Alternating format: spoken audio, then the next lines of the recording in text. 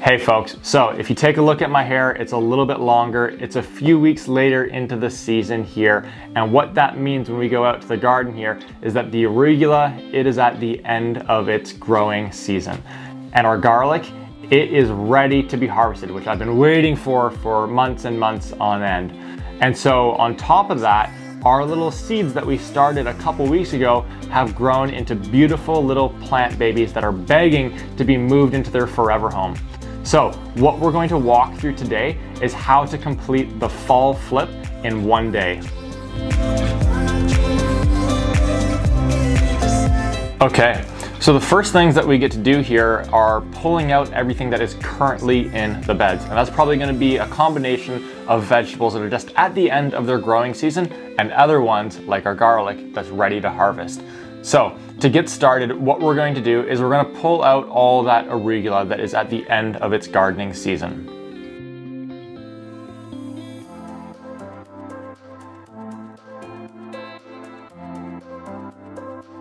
Next, which I've been waiting for months and months on end, is that the time has come to harvest our garlic.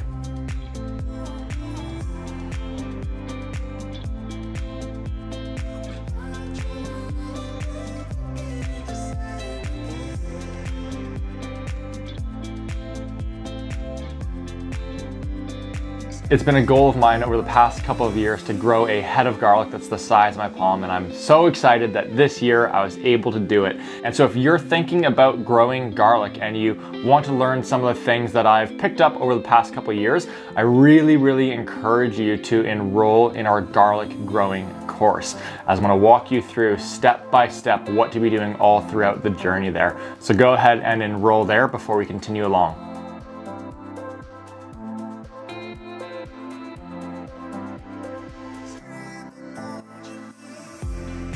Okay, so the garlic has been pulled and the arugula is out and that bed is empty. Now, not only is that bed empty of growth, but all the nutrients are also pretty close to running on empty.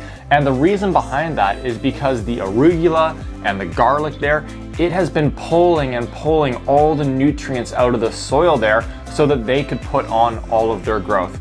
So when it comes to doing this fall flip that we're diving into right now, what we need to do first is make sure that we are getting nutrients, minerals, and microbes into the bed. And you know that for me, I love doing this through compost, through worm castings, and through our superfood. So the first thing that we're going to do is we're going to add 1 to 2 inches of compost onto the top of this bed.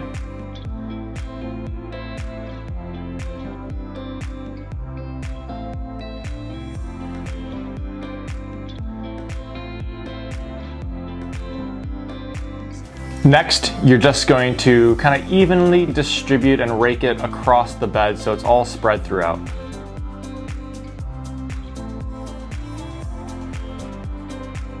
The next thing that I'm going to do here is an optional step.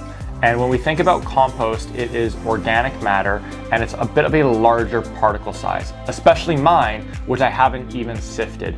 And when we have larger particle sizes, the soil, it doesn't compact into as much of a cohesive layer. There's a little bit more space all throughout it versus something that's like a sand or a silt or a clay, it can get really compact. So in this instance, because I am adding compost and I don't sift mine, what I'm going to do is I'm going to take a piece of plywood and I'm going to stand on it, jump on it a little bit to compact that organic matter, the compost, into a nice and cohesive layer. This is totally an optional step. So if you're looking at your bed and you're thinking, oh, I don't know if I really want to compact it, it's feeling like it's already all fairly similar size, then my recommendation for you would be to not go down the path of compacting at all. Totally optional. And on top of that, over time, this layer, it's going to compact just from the rain and just gravity pushing it down into a nice and cohesive layer. So by no means is that one mandatory. Okay, so we've got the compost into our beds, and the next thing that we need to do is grab our seedlings, bring them over to the bed, and begin the transplanting process. So what I'm going to be doing here is following the drawing that I put in place a few weeks ago in terms of which vegetables are going to be going into which parts of this raised bed. I'm now going to dig the hole for each of them.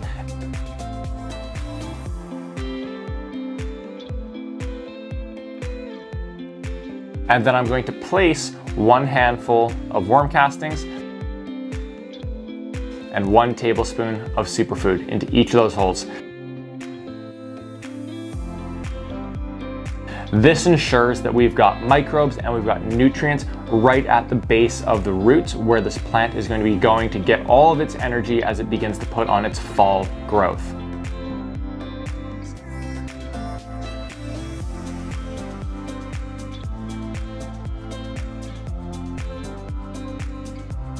Now that we have our seedlings into the beds there and we've placed the 444 superfood plus the worm castings in the bottom of the hole, the next thing that we want to do is we want to put a top dressing across the kind of surface of the soil here.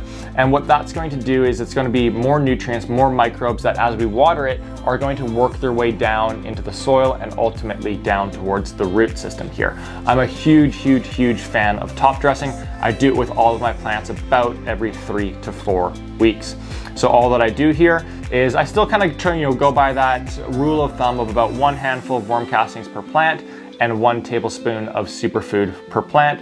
Obviously, when I'm doing this much size and volume, I just eyeball it a little bit more. And then I'll just gently massage it into the surface so that all works its way in.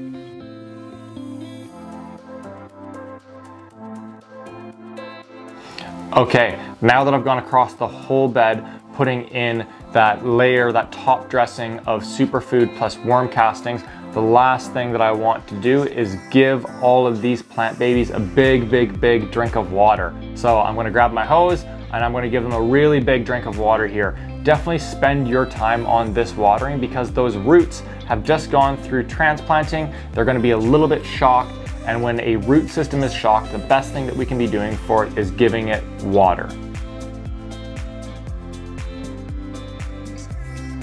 Okay, and just like that, about 3 hours later here, I've gone through it and I've been able to successfully do the fall flip. And because of that, because we started our plant babies a couple weeks earlier, I am already on to day 28 of my fall crop. So these babies are going to take a couple of days to adjust themselves for the root system to recover from the transplant that they just went through, and then they're going to start putting on all of their fall growth. So I really hope this has been helpful for you. I hope that you're feeling a little bit more comfortable, a little bit more confident when it comes to your succession crop and your succession planting. Do reach out to us if you have any questions. I always love to help in any way that I can. Alrighty, that's all, and have a great fall harvest there.